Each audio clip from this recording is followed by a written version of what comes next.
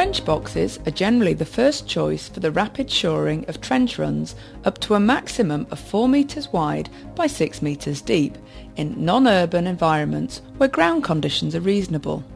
They are generally used in multiples to continuously support a length of trench.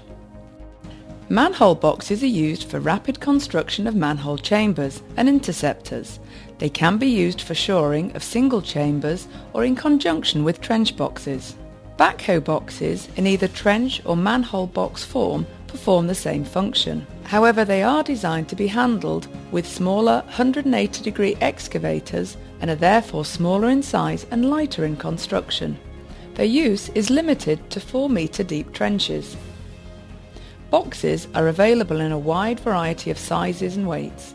They comprise of a base box, typically around 2.5 metres high, and up to 2 top extension boxes for deeper excavations. A 360-degree excavator is required to handle all boxes except backhoe types, particularly as large pulling forces can be required to extract boxes in cohesive ground. 2 types of strutting systems are available: a fully adjustable strut with a screw thread arrangement, or a pinned incrementally adjustable strut known as the multi-box strut, as this video sequence illustrates. The units are usually delivered to site broken down in component form. It is essential for the supervisor to be familiar with the equipment by first thoroughly reading the user guide supplied by Groundforce with the hire documentation. The first stage in the assembly is to identify all components, paying particular attention to the lifting and handling points on the box panels. Lifting points are denoted by red paint. Handling points, which are only used for assembling the box, are generally yellow. The panels must only be lifted at these designated points. The following sequence shows the assembly of a standard trench box. The first plate is laid on the ground with the strut housings uppermost. The 4 struts are assembled to the correct size as dictated by the width of the trench or manhole and are inserted into the housings and pinned in place. All pins must be secured with R-clips facing inwards. The second plate is inverted and, using the handling points in the rear face, lifted horizontally and moved over the upstanding struts. The plate is slowly lowered into the struts, which are carefully manoeuvred to locate into the housings. Care must be taken to avoid trapping fingers as the panel is lowered.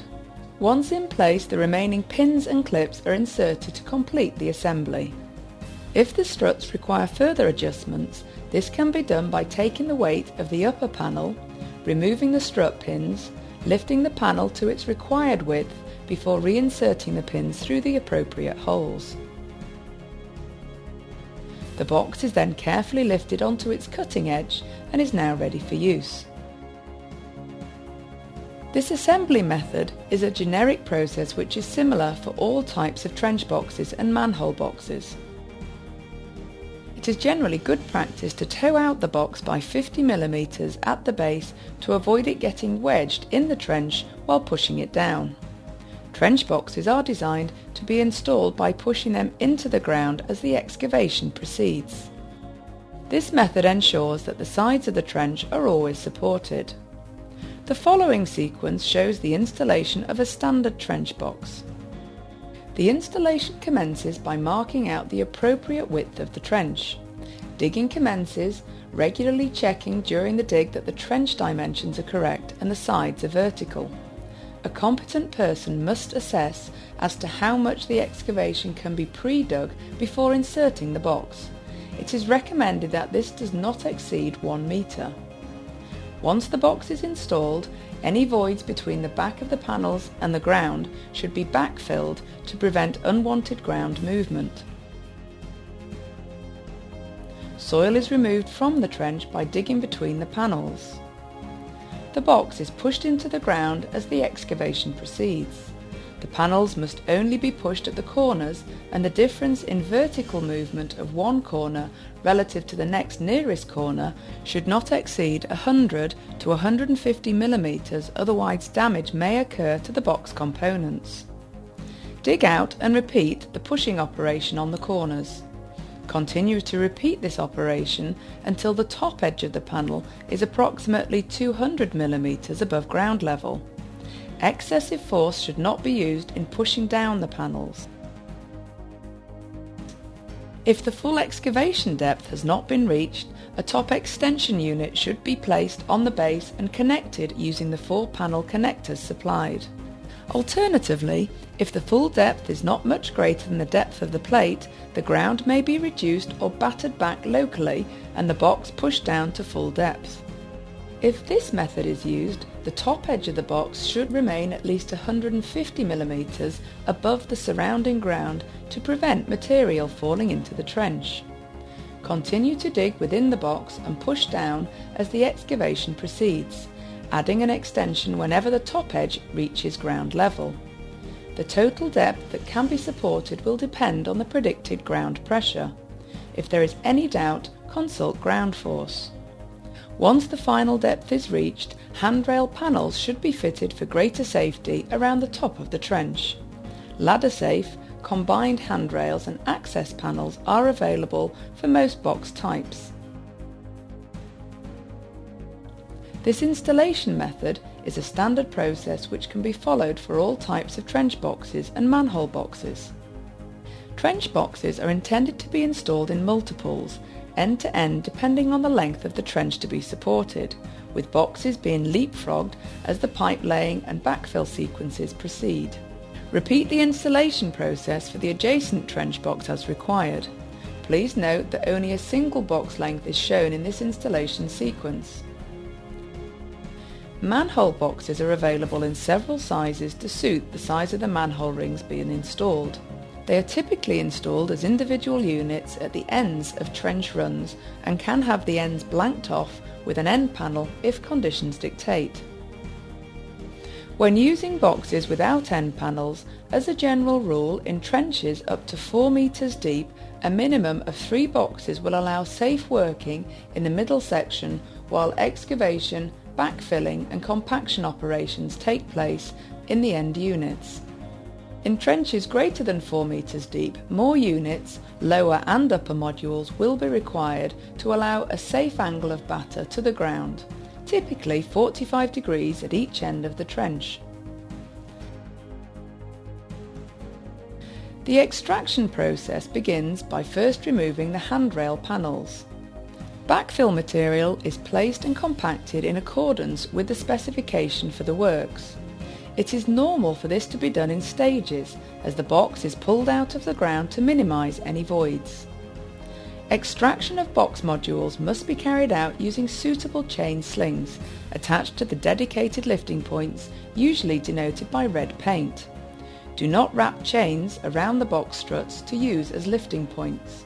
There are several ways in which the box can be removed from the trench.